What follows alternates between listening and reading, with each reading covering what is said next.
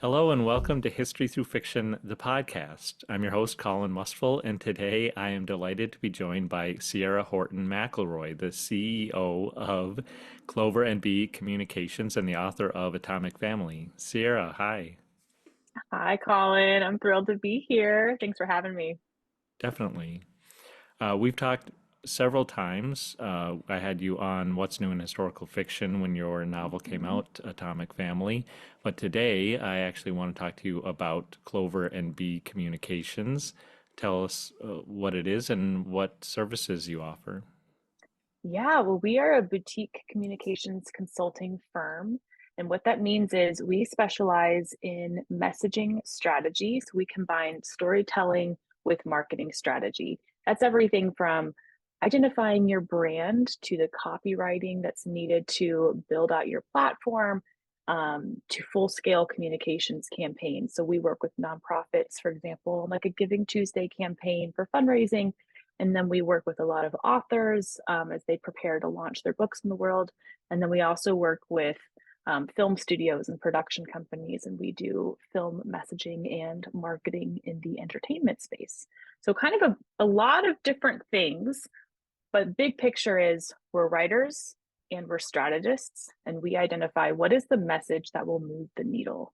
Like, what is the hook, the anchor to the narrative that we're putting out in the world. So that's what we do, and I love it. I've been doing it for 6 or 7 years now, so it's fun. And one of the fun things I love to talk about is the name behind the business. A lot of people ask me, why is it called Clover and Bee? And do you know? Do you get the literary reference? I'm going to put you on the spot. I don't, Totally. it's over my head. Yeah, it's from an Emily Dickinson poem, and it goes, to make a prairie. Well, I'm putting it in my own words. This is how I remember it. To make a prairie, you need a clover and a bee. One clover and one bee and reverie. And what I think this poem is saying is that to populate a whole world, you start small. You start with two little things. Like we start with words. The skeleton of the campaign is the story, is the tagline, is the heart of the story that we're getting at. So that's really our mission, is we like to distill these big things into the small components, the right words that will move people. Well, I think that I didn't know where you got the name from. Do you list that on your website? I didn't see it. We used to, and what we're doing right now is we're planning to do a brand introduction video where I'm going to explain that and read the actual poem word for word, because I think it's really cool to see the literary connection, and the whole company is really a metaphor when you think about it like that. So we're in the process of making that more at the forefront, but I don't think it's on there right now, but it should be.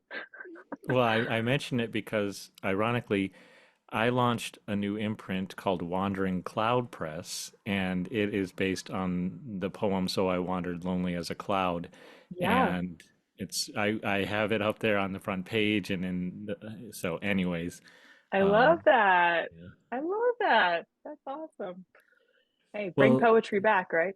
yeah. Let's go back. You said you started this 6 or 7 years ago, so tell me about what inspired you to take on this challenge of starting your own communications firm. Yeah. Well, when I started, I was completely freelance and going with anyone who would hire me. I think I was like out of college and just delighted anytime someone paid me to write. Like that, I still have not gotten over just the privilege of what that feels like. Um, I had been trained as a journalist. I was taking up reporting jobs, really wanted to do whatever I could to write. And I didn't really care what it looked like, actually, because I wanted to write fiction, but also knew that's not really what's going to pay the bills. Um, so I was doing some journalism, freelance reporting. I did some research for the Washington Post. I was like a little gopher reporter mole.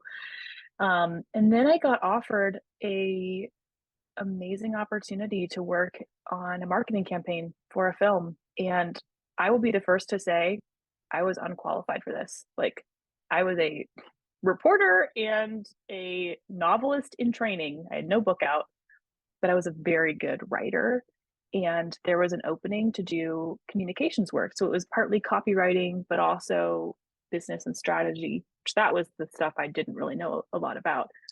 But I learned on the go. Like, I just was thrown into the current and had to figure out how to swim. And I loved it. Like, it was this amazing combination of storytelling, but also the rush of fast decision making and something that was very public because it was a film. And I got to consult on like tagline development, and they ended up going with my tagline on the poster. And like, I don't know, it was just this amazing after college experience. And based on that, I basically built my business from one freelance opportunity. I was like, this is what I'm supposed to do. And so I was freelancing for a while just as a independent contractor, and officially we became an LLC in 2019. I think that's right. Or 2018. It was 4 years ago. And yeah, we've been growing our brand ever since. So at first I was still figuring it out. Like, what does it look like to run a business when it's just you? Because for a while it was just me, and it was basically me with a business name, but I was still just freelancing. But now I have a project manager who works with me full time, and we have vendors who we outsource work to, and we've expanded our offerings. So I like to think about it like we have film, we have nonprofit, and then we have authors.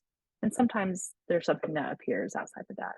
But we do ghostwriting work, we do marketing strategy development, and then big picture communications campaigns where we speak to the broad run of a marketing campaign and all the communications work that falls into that. Well, you talked about working in film and as well as along with several other services. I do want to ask you more about that, but since our audience is mostly readers and writers, let's talk a little bit more about the services you offer writers. I guess Sure. not to put you on the spot, but who is your ideal client working with Clover and B as an author? Couple. The first would be a debut author looking to establish their brand. I think the word platform can be really intimidating to a new author, especially in fiction. I think that there's a different expectation with nonfiction, but if you're a novelist and your book is about to come out, you might be asking yourself, who is my target reader? How do I find them? How do I reach them on Amazon, on Goodreads, on Instagram, on TikTok, wherever? That we love to come in with that. We love to help you identify what is your brand as an author? Who are the comparative authors that you're trying to model your work after or reach their readers? We love to come in and help with kind of the big picture branding for a debut author, whether that's helping with a website, press releases, setting you up with a marketing plan for your book that you then you know, fulfill. One thing that's really important, and we've talked about this before, is that we want a collaborative work experience with our authors. I have worked with writers before who say, just take my book, market it, sell it for me. And I'm like, that's not really how this works. Like, we want to come alongside you and equip you so that you don't need us anymore, so that you can take what we give you, run with it, and that you will feel empowered to continue building your brand once we've helped you identify what that is and give you the tools you need to succeed. So that's really significant for us.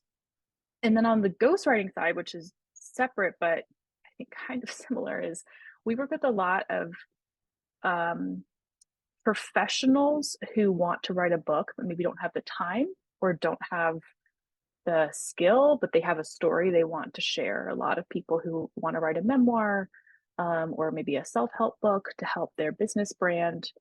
And we offer what I call collaborative ghostwriting. And it's very similar in the sense that we want buy-in. We don't want to just take your idea and deliver a manuscript to you. I want it to feel like you are speaking into it with us. We're working on it together, and the end product feels like you. I want it to feel like we worked on this together. So I look for writers who desire that kind of collaboration and are willing to put in the time and work themselves. But we do have a special heart for the debut novelist. So I was kind of picking apart your website this morning as I prepared for this interview, and I saw that you go beyond just these collaborative efforts. Perhaps for someone who's on a stricter budget, you have a store where you can get valuable resources such as Yeah. I saw Marketing Master Ebook. So can you talk about those products that you offer? Yeah.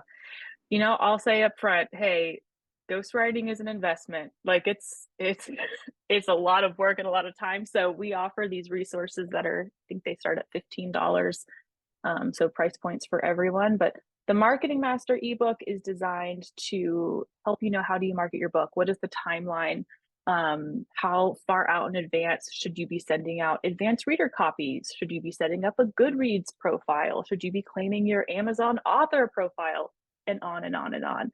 So we've outlined a 4-month timeline for marketing your book yourself. This is really a DIY model, because that was something I had a really hard time finding when my book came out last year. I wanted like a template, and I was just overwhelmed by all these different lists and opinions. And I had a hard time understanding, okay, but there should be something standardized, right? So this is really simple, straightforward, and hopefully clear for a debut author who wants to do it themselves. And the last thing I wanted to ask after poking through your website, I found very unique was you have this gift guide too, Yes. which is pretty useful. Gifts for writers, gifts for readers. Tell me about what that is. Yeah, okay. I love a gift guide. Like I I am someone who truly does shop on social media. I don't know if you do this, but like at Christmas when everyone has their gift guides, I love them. I find them fun.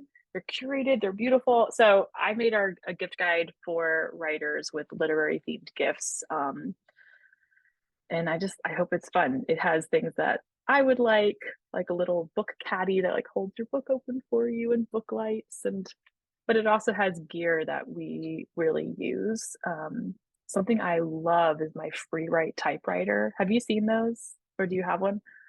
No. It's an Yeah, it's an e-ink typewriter, so it's kind of like a Kindle screen, and it saves to the cloud. So I can work on my typewriter, but then download it on my computer and the words just go straight in my manuscript, which I think is so cool because I love the analog concept, but also I don't want to type something twice.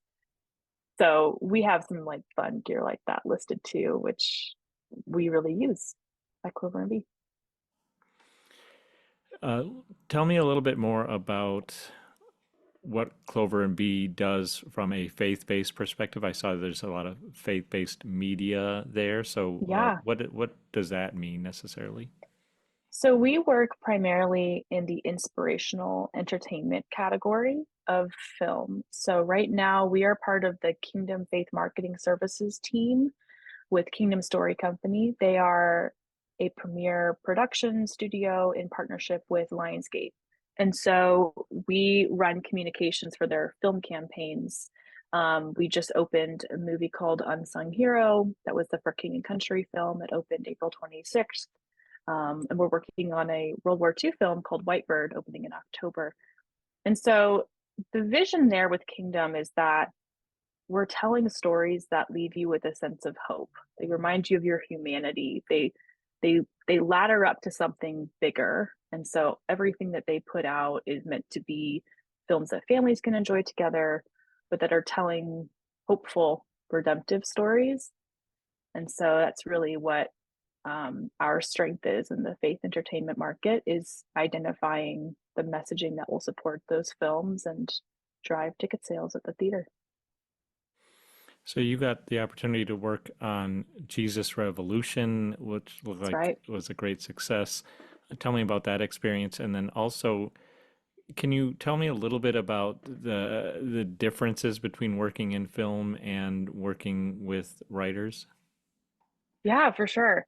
Oh my gosh, I loved working on Jesus Revolution. When I actually saw that the movie was in development with like a Deadline article, and I told someone, I was like, okay, I need to be on this movie because I had been in faith-based entertainment for a while, but Jesus Revolution is set in the 60s and 70s, and it's about the Jesus People movement out in Southern California. It's like this hippie crossover, and I've always thought that era was so interesting. I felt FOMO when I looked at like pictures of these massive revivals happening, like, and there was something so special about that film because I felt like I got to sit in such an interesting era.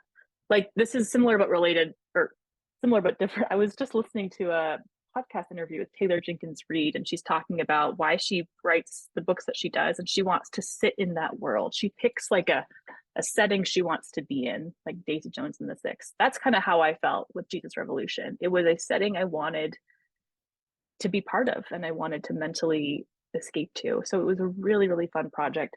So we ran the communications campaign for Jesus Rev. And what that means is we worked on the messaging, content development, and strategy. We wrote social posts. So anything that's like written about the film, we spoke into big picture across the campaign. The biggest difference between film and authors is just the runway. Like when we're working on a film campaign, I mean, it's a 6 to 9 month commitment, um, sometimes longer. So much of my time for months and months and months is leading up to this box office release. And so it's like my work calendar is punctuated by whenever we have a film opening. When we work with authors, it's typically not like that. It's we come in and support them with a short runway, like building an author website or providing them resources for a book launch. The similarity is that you're still leading up to a big day. There's a film release or there's a book launch. Like we're very used to driving traffic, driving excitement towards a particular celebratory moment. And that is really fun. I mean, I love celebrating with the filmmakers and, of course, our authors. Um, you're an author. We yourself, which obviously lends to what you do in publicity and communication side of things. We've talked about your novels numerous times now, Atomic Family. I think it's about a year since it came out. Yeah, I can't believe it. It's like I blinked and it's been a year, but yes. Tell me, for those who haven't heard of the novel, tell us a little bit about the novel and kind of where you're at with it because you're moving on to your next project, but Atomic Family is always there, and we're always trying to find your audience. So, yeah, just tell me about that whole experience and a little bit more about the novel for those who haven't heard of it. Yeah, of course. Atomic Family will always be so special to me, not just because it's my first novel, but because it's the story I felt was mine to tell. Like only I could have written this because it's my family story. It's about a man who is a nuclear scientist at a top secret hydrogen bomb plant in small town South Carolina. And it's about this one family unit within a 24-hour time span and the decisions that they have to make um, that have serious ramifications. And it follows his wife, who's an alcoholic, who ends up joining this anti nuclear movement led by women based on true events called Women Strike for Peace. And it also follows their son, who is hunting for communists in their town and just truly believes in the propaganda messages that he's been told. Um, yeah, I love the story. So it's literary fiction, but it's set in the 60s. I have a deep passion for historical fiction. And of course, women's narratives, because it's largely about the woman's experience of this stifling time. Um, it's interesting. Like when I think back on my book launch, I actually think about two things. I think about my book and my pregnancy because I was pregnant when my book came out, heavily pregnant, like 6 or 7 months pregnant. And so within just a short time span, I had my book and my baby, which was such a gift, but also so hard. Like I was traveling, a ton. I was all over for events and conferences. And I went back to my college and did a speaking engagement. And it was a lot. Like I think once the book came out and then I had my baby and then I had my maternity leave, I was recovering from the whole year, not just from the baby, but everything that had led up to the summer. Um, so it's been, a quieter writing season as we are on submission for my new book. And I think I'm allowed to share this, so I will confirm with the publisher, but we are going to have a paperback release of Atomic Family next year, which is very exciting. So I'm sure we'll do, a small round of press then too. But yeah, it's been amazing. And sometimes, I'm so busy with the business now, just keeping things moving, writing for my clients, that I can forget the book is out there. And then I'll receive like an email notification from a reader. And it just makes me cry. Like just knowing the book is out there now forever and that someone can find it. Like what a gift that is. So I never want to take that for granted because I worked so long for this book to come out. I mean, it took so many years and it's out there now, which is great. Well, you inspired me a little bit this morning. Again, as I was stalking you online, I saw that you have a club guide. And recently I had a reader reach out to me about my novel asking, well, I don't see any questions for a book club. So I put together some questions, send it in an email. But then I look at your website and you have a whole well-designed PDF. So yeah, I think I might have to do that as well. There you go. Yeah. Oh, it's so fun. I love our book club guide, by the way, because it has cocktails in it. So you can like drink your 1960s cocktails and discuss Atomic Family at your book club. Yeah, I was thinking about that. What unique element can I put in mine? Because I couldn't do cocktails. But I'm sure there's something I can do. Oh, you can get creative. Crafts, food. Another thing I wanted to Uh, mention was I've read your novel twice, but I was listening to the audio sample this morning, and it's a whole new experience. So I'm thinking I need to listen to the audiobook as well. hmm, I haven't listened. I don't know. I don't know if you're like this, but as soon as the book came out, I was like, I don't want to look at it. I don't want to read it. I don't want to listen to it because I'm worried like I would try to critique it and I don't want to ever have that in my brain. I have like preset sections that I read at readings and that's it. And I don't look at anything else. Well, that will happen if you do go back to it. When I did my little speaking tour last fall for my novel, I was self-editing my excerpts that I was Oh reading. gosh. Yeah. I'm so like that. I think it would just cause me so much stress. I hope that one day, like years from now, I can read it and we'll have the separation to just read it as literature and not my manuscript that's forever and always in process in my brain. Because the day I had to turn in final edits to my editor, I was like so stressed. I was about to break out in hives just because I was like, this is it. Like, there are no more changes after this. It's locked.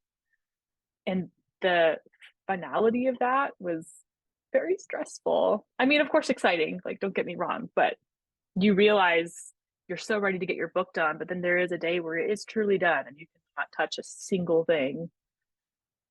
Well, and it's hard as speaking as a publisher, it's hard to get authors over that hump to realize that we've moved Yeah. on from that stage in the process, and not only realizing that it's final, but that if we make changes, that means extra expenses. That means bringing in more people and more moving parts to make those changes happen. Like it's not Yeah. like you have it on Microsoft Word and you can just make a quick edit here. There's a whole bunch of things that need to go into it. And then the fact that yeah, you have to. The author it's going to be years before they can just be like, okay, fine, it's fine how as it is. Get them to realize that you're never going to stop critiquing your work, so I'm going to make you stop. Yeah. Yeah. How do you talk them down from that? Like when an author is stressed and anxious about that kind of permanence. Well, it helps. so me as a publisher, it helps that I've been through the experience now five Mm, times as an author, yeah. and I could never like if I read my first, and I'm sure all authors can relate to this. If I reread my first novel, I would rewrite the whole thing. So it's just a part of the learning process as a writer and your own personal growth. And yeah, you do have to kind of be their cheerleader and get them to trust you with their work and just be okay with that. Yeah. Oh, that's a good word. Man. Yeah, it'll be years before I read Atomic Family, but maybe one day. Tell me about what you're working on next, your next manuscript. Where is that? How much can you tell us about it? Ugh, I can't tell a ton, but I feel the fire. Like it's taken me a while. So here's the thing. When I write a book, I like to write fast and furious. I like to write every single day for many, many hours to churn out a manuscript. It's just something takes over me. I'm in the world and I have a very hard time getting out of it. And I'm in that right now. The problem is the time, because do I have the time to spend 6 hours a day in my book? No, I have two kids, I have a business. So I feel that the tug and pull, but I love it. I do. I'm struggling a little bit to decide on some genre things because this book is like a dystopian thriller-ish. So we could go more dystopian, we could go more thriller, but I'm trying to walk that line like I think Atwood does so well, where there are thriller elements, but it's speaking to something bigger. So the book is a dystopian and talks about motherhood and how far you're willing to go to have a family. It also talks about kind of the voyeurism of reality TV, which is something I'm really interested in just in American culture. So I've been reading a lot about The Bachelor and the history of reality TV in America. So interesting things, but it's pretty much all I can share right now. And then my book on submission is about Jack Kerouac, and I am also thrilled about that. So very different projects happening, but the Jack Kerouac one is kind of a feminist retelling of On the Road. So if that's your jam, then you'll like this. Well, I adore you and your writing, so I will read it no matter what it's about. Um, Definitely look forward to that. You. I have to admit, I am very late to the um, reality TV party. I watched my first reality TV show this spring. Yeah, No. I never watched, it's just never interested me. I watched Deal or No Deal Island. Are you doing, it was so good. I'm like, why haven't Oh, I I been love that. watching these? That's But so funny.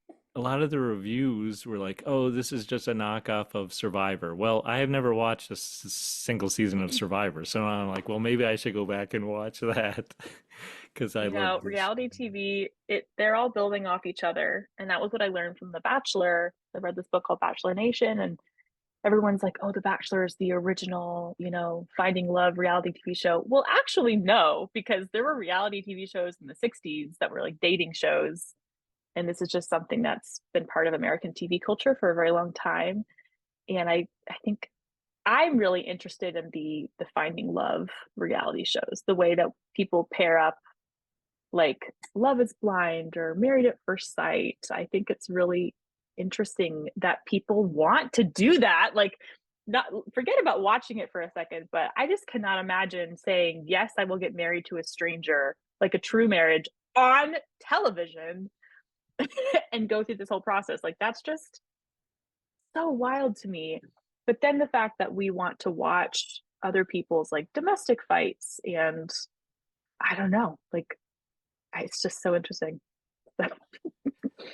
Have you ever heard of the show Blind Date? This was a dating show from the 90s. I have, yes. Okay, so I was definitely into that show. Watching it now, it's very cringy, but it Yeah. was so funny. Roger Lodge was the host, and they would just make all these jokes and graphics on the screen.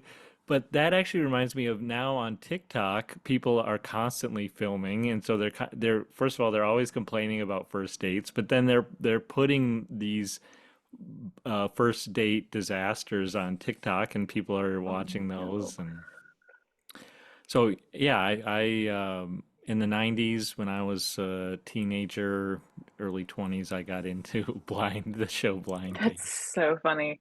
Yeah, no, I loved Married at First Sight when I was in college and beyond, but mostly because it was a disaster. Like I could not look away from the train wreck. I thought it was so ridiculous but addicting, and I think that that's probably a very common feeling among people who enjoy reality TV. It is my guilty pleasure, and now I'm writing about it. So now I get to examine why do I like this so much? Why is this so compelling and twisted and also amazing entertainment at the same time? Well, Sierra, I love talking to you, but I think it's about time to end our conversation here. Where can writers that want to work with Clover and B, how can they find you and how do they get started? Yeah, you can find us at cloverandb.net. Drop us a line. We're also on Instagram at cloverandb, and just send us a DM.